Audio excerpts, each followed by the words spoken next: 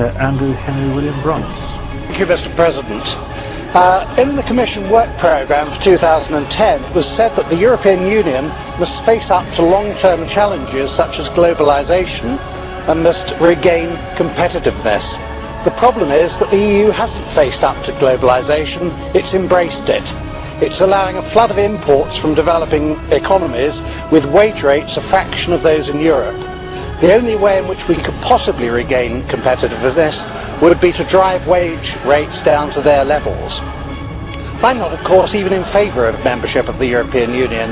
However, even if I were in favour of it, I would accuse its masters of betraying the economic interests of its peoples. I would say that the EU is not so much a European Union as it is a global union, trying to achieve global mobility of all goods and services.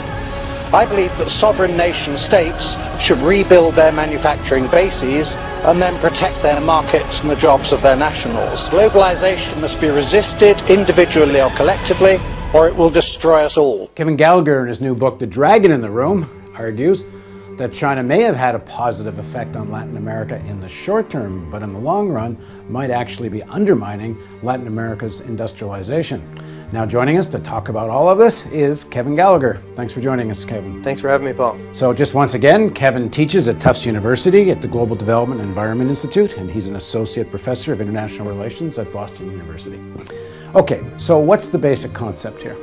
Basic concept is that the Latin Americans have been bending over backwards to do everything they can to get the Chinese to invest in their economies and to purchase their goods, and they've been very successful at it for the past 10 years. Chinese have been purchasing oil, copper, soybeans, all sorts of primary commodities.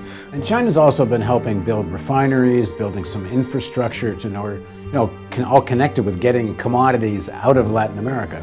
Absolutely. In addition to just purchasing or importing goods from Latin America, they're pouring foreign investment. They've got a stock of foreign investment of $25–30 billion, and it's in oil refineries, copper mines, iron mines, and infrastructure to get the natural resources to Pacific ports and to ship them to China. Okay, but you're arguing that in the long term, this actually might weaken at least the manufacturing sector, and it sort of make Latin America, a hewer of wood and drawer of water. Yeah, in the longer run, it could ship Latin America back to the 19th century when it was a primary commodities exporter and had very little growth. Yeah, now, 30–40 years ago, Latin America was ahead of China in terms of gross domestic product, in terms of exports. So why in 30–40 years has China more or less surpassed Latin America? The Chinese and Latin American economies are kind of around the same size, or at least they were. Yeah, they weren't, but they are now. China's economy has leapfrogged over, and it is now larger than the entire sum of all the Latin American economies. What's fascinating is that both Latin America and China had the same goal in late 70s, early 80s. They had these inward strategies, and they wanted to integrate with the world economy and quote-unquote globalize, and they took two totally different paths. The Latin Americans took what's called the Washington Consensus. They liberalized trade, liberalized investment, pulled the government out of economic affairs, and thought that foreign investment would flow in and it would help grow their economies. So a whole wave of privatization of publicly owned companies. Government gets out of the way, supposedly deregulates, allows free flow of capital, and so on. That was the idea, and the hope was that that would grow your economy and take you to the next level. Latin American economies grew at a little over 1% per year in per capita terms since that whole strategy started. Go to China, their economies have been growing 6–7% per capita terms, and they've approached globalization in a totally different way. The banking system in Latin America, and for that matter the United States, completely private. Very little public mandate, you can say, or planned government strategy, where in China there's a lot of lending going on right now because so much of the banking sector is still in either, if not straightforwardly government owns major shares of the banks. Sure, most Latin American countries privatized their banks in the 80s and the 90s, and they're owned by foreign companies, usually by Spanish banks, Canadian banks, or US banks. And so to get a loan, if you're a company, you have to get a loan on globally determined interest rates, which have traditionally been relatively high, which has eroded some of the industrial base in the region for a long time. If you can't borrow money internationally, you can't expand. Whereas in China, they have a development bank that's primary goal is to foster the development of small and medium-sized enterprises and to get their big companies out of the country, penetrating markets across the globe. Well, the lesson for all economies is that you can't just retreat the state out of economic affairs, regardless of your level of development. For developing economies, it's really shown that you just can't, especially with China and the world economy right now, you can't just let markets determine your long-run development path. The government has to play a role, has to put together a strategy, and has to think about where you want to be and how you want to get there. But the same can be said about the United States and the developed economies. We've been sitting around letting markets determine how things work, and we've created these huge bubbles that have blown up the world economy. So what can we do about this? There are several alternatives. They fall into two general categories: actions at the federal level and actions at the state level. There are three basic federal level solutions, all of which have at their core that government should issue and control the quantity of money, and commercial banks can only lend out the money they actually have. British citizen James Robertson splits up the money power between two competing governmental bodies. The British government would publish monetary objectives approved by Parliament, for example, an inflation range of 2 to 3%. Then the Bank of England would create just enough debt-free money to achieve those objectives. It would then give this money to the government to spend into the economy by the normal budgetary process. Commercial banks would still be in operation, but could only lend out the money they have. Then they would have to compete for additional money on the open market, just as other corporations have to compete in the market to buy the materials they use.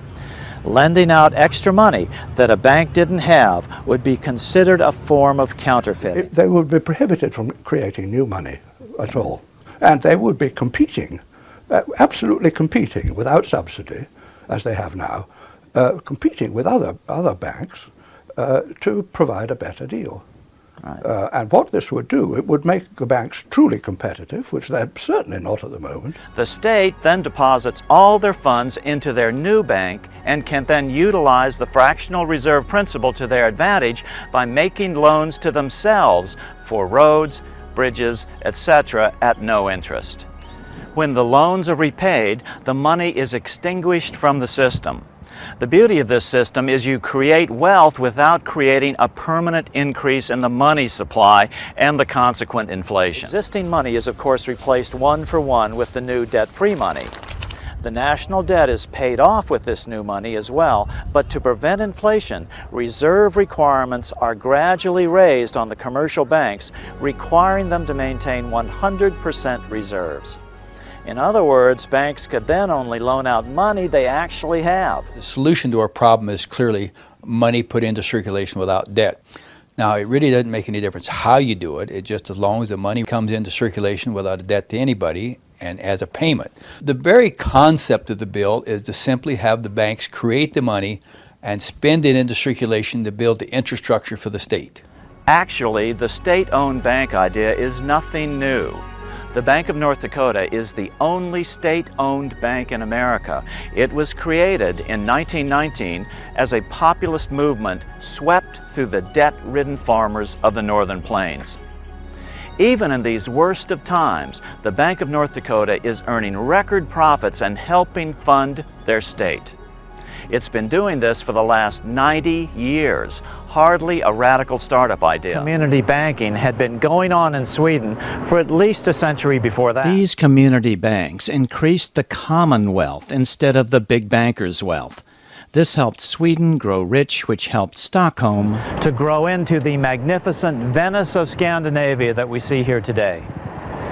But then the debt-based bankers attacked the savings banks. They were under a severe attack during the 80s, but many of the saving banks still remain in the country. And they are very effective, and especially because they decentralize the power and give it back into the hands of the citizens. They empower the local communities.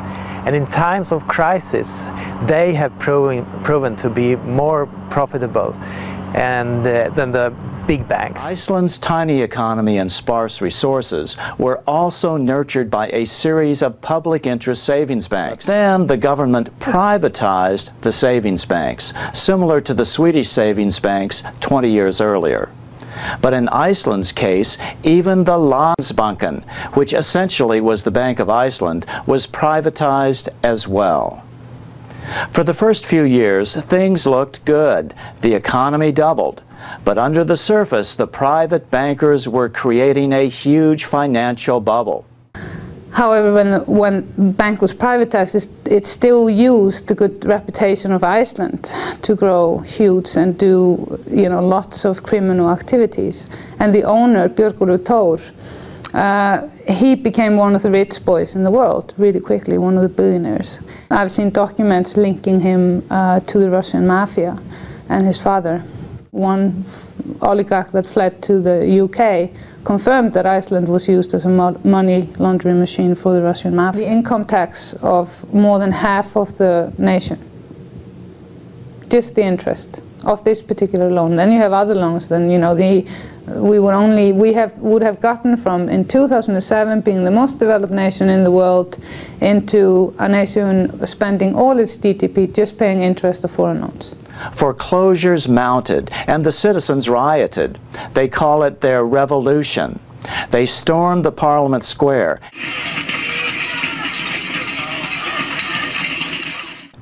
The president was forced to call for a referendum. 93% of the people voted not to bail out the bankers. The Brits aren't exactly as shining lights here about how to handle international relations. No, it's one of the worst conducted, most absurd things I've seen in a long time, really. I mean, it's obvious that the Icelanders cannot afford to pay this money back. What we've just seen is the first anti-bailout tax vote here. Now the ruling party is trying to convince Iceland to join the European Union to be eligible for loans to save its economy. The people, however, seem unconvinced that more and more debt is the solution. Iceland now seems determined to take back their money power and not take on more national debt. What I want to implement here is a healthy banking system where you don't have fractional reserve, you don't have high interest, the bank should not serve as mafia outlets. It should be something that is important for the communities. Over 70% of Iceland now opposes joining the EU, and some are now supporting proposals for cities to start up savings banks based on the Bank of North Dakota model to provide local credit and stop the rising wave of housing foreclosures. Why are governments pumping money into private banks? Why are they not letting them roll? I mean, just like any other. And then the excuse is, oh, they're too big to fail. Let them fail. Please.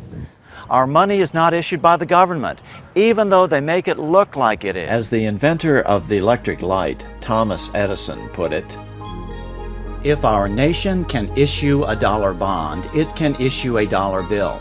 Both are promises to pay, but one promise fattens the usurers and the other helps the people.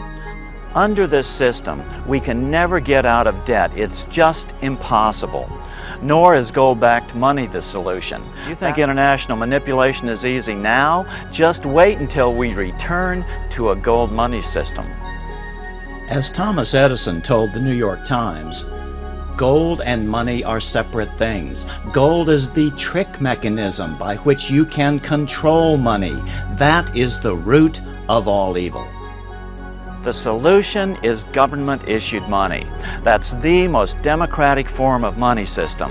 It maximizes freedom in a republic instead of the centralized control of the international plutocracy we are rapidly devolving into. With the power of banks diminished, politicians will become responsive to the voters once again. This privately owned money system is worldwide and is literally the primary cause of most of the world's hunger, poverty, misery, and disease.